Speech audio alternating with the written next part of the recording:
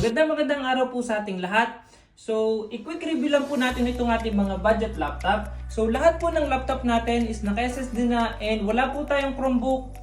Windows laptop po, pull out from USA po. Slightly used item, pull out from USA po ang ating mga laptop.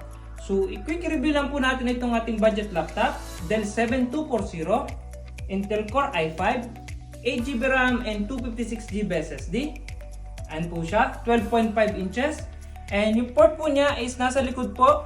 USB, HDMI, USB, and yung charger port po niya. And meron din po siya dito na USB port and yung kanya pong sa headset. So Windows 11, complete software, Word, Excel, PowerPoint. So ito po yung ating Dell 7240 4th generation, i5, 8GB RAM, 256GB SSD. Meron din po tayo nitong i7. So message lang po kayo and isasend po natin yung full details po ng i7. So meron din tayo ditong 14 inches, 4th generation din po ito, na budget laptop. Dell 7440, 8GB RAM, i5, meron din tayong i7, 256GB SSD. Ayan po siya. And nasa likod din po yung kanyang mga port, USB, HDMI, USB, and yung kanya pong charger port. Meron din po siya ditong USB port and yung kanya pong sa headset.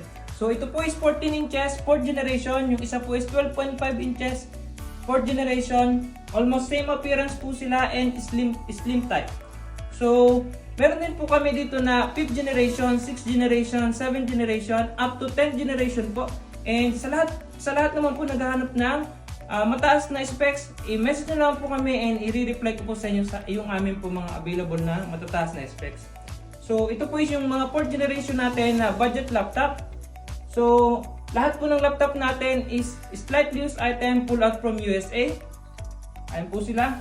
And sa lahat naman po ng gusto mag-order, message lang po kayo and re-reply po agad kami. Maraming salamat po.